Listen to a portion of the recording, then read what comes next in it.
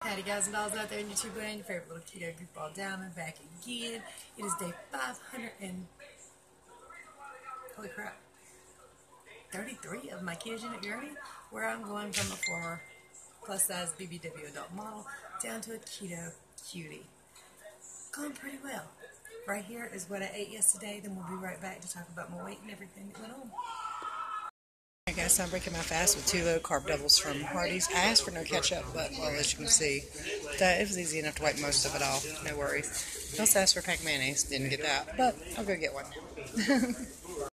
So the price on those 2 low carb doubles with no ketchup is not too bad. $5.58. Plus I got a glass of ice water.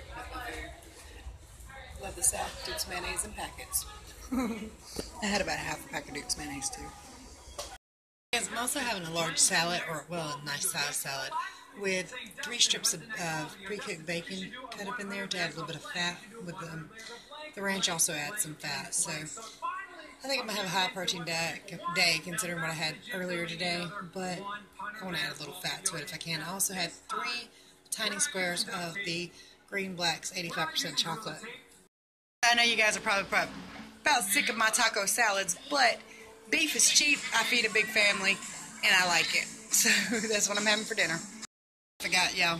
So, the taco packet that I pour over my beef, it's meant for 1 pound of beef, but I pour it over 2.25 pounds of beef because I think it's too strong in just 1 pound of beef per packet. So this does take down some carbs on it too. And this also has cheese, sour cream, lettuce, and hot sauce. Yes, so I decided to have some ranch, hot sauce, and pork skins. Yum yum. I love these so much. Okay guys and dolls, so my macros yesterday, my calories were 1,870. Carbohydrates 22 grams, so a couple over what I normally want to shoot for, which is 20 grams a day. My fat was 151 grams, my protein 96 grams, just a little over both, and I'm absolutely thrilled about it. So it's a great keto day.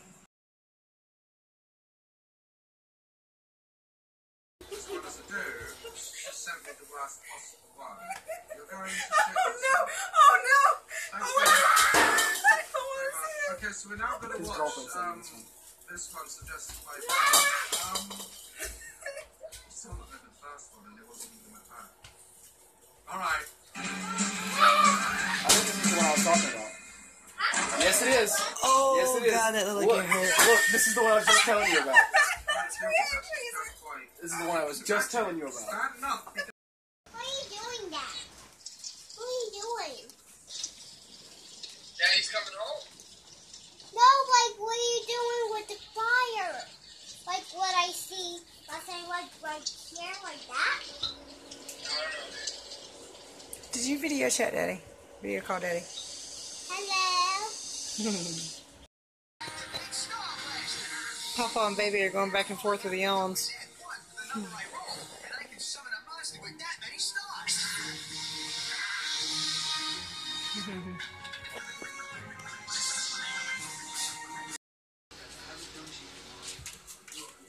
He's sitting here with me editing videos. And he's farting. Are you farting? Do you see yourself? Do you see me? What's up? Story time. You guys have heard me say that our cats, nothing can be new in the house because they have to sit on it right away. I mean, if you leave something laying, they got to lay on it. Doesn't matter, shirt, shoes, whatever it is. They're going to lay on it. Well, many of you know my grandson. Can you try to scratch me? Tommy's going to scratch him back. Okay. Well, as many of you know, that this little angel back here got some black slime for Christmas and left it laying on the kitchen table. Well, I saw it and I was like, I'll get it up in a little while. And then it was gone. And then Tommy was raising hell. That's the big white and black one over there, if you could see him. Tommy was, you know, he had laid in the slime and it stuck to his fur.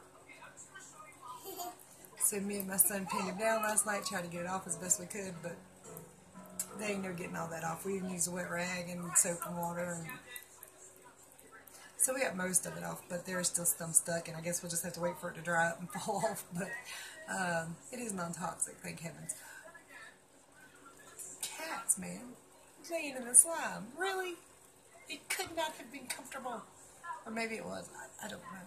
I've never tried to lay in slime before. So as always, I'm sorry that it's kind of loud in here, but I have a real family and a real household, so it's just going to be a little loud sometimes.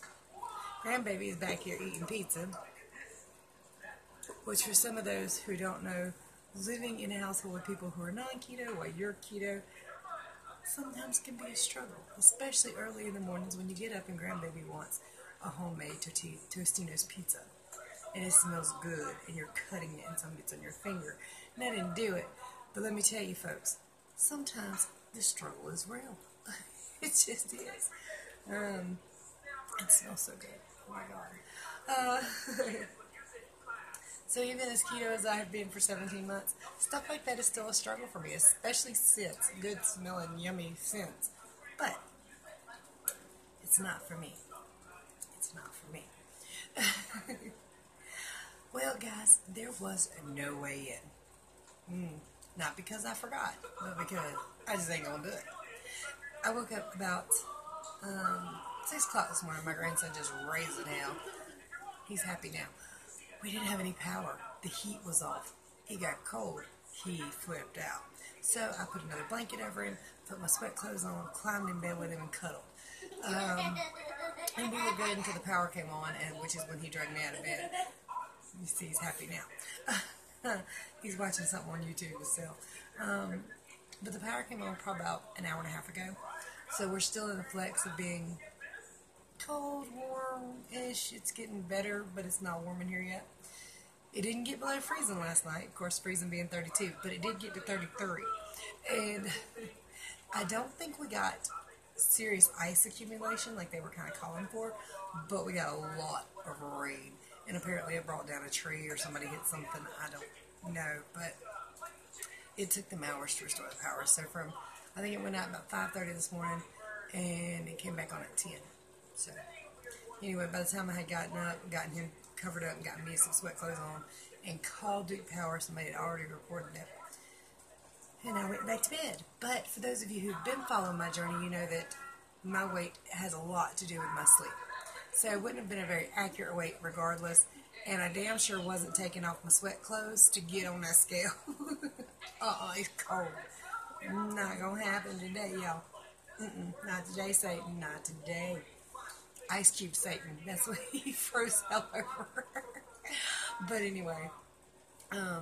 So, like, when I weigh first thing in the morning after I go to the bathroom, preferably after about 7 or 8 hours of sleep, and with the same outfit, because I normally sleep in just shorts and a tank top, and it's about the same style outfit, so I don't mind weighing various outfits in that, but some people weigh naked. I don't, but it's cold. Not like I said, this sweatshirt is not coming off, neither are these warm fuzzy breeches. This just ain't gonna happen. But folks, while I have you here, I do want to talk to y'all about certain things, because I mean, I know some people struggled over the holidays. I know that family offered you foods, and some did, some didn't, of course. And it's not necessarily that those people are ill-meaning. It's just that they don't really understand what being in ketosis is, and that one thing won't hurt you. Yes, it could. It can kick you out of ketosis. You'll feel awful for days. You'll have water weight shoot up. So many people don't really understand that. They think it's a standard diet. Well, you know, just one piece of cake won't really affect you that much. It's just a few more calories. So, I mean, to them, they don't really get it. They don't really understand. And we just have to be understanding with those people. And, I mean, many of us have folks that are seriously sitting there just waiting for us to fail, hoping and praying that God strikes their enemies down. But that's not going to happen. You don't have to fail. In fact, you don't fail until there's no breath left in your body. You're still good. If you can still breathe, you can still do it. No worries. Not to mention, at the end of the day, that's their bad karma. Somebody's sitting there waiting for other people to fail, waiting for other people to be hurt. Well, that's a terrible human being, and I'm sure karma's looking for them pretty hard.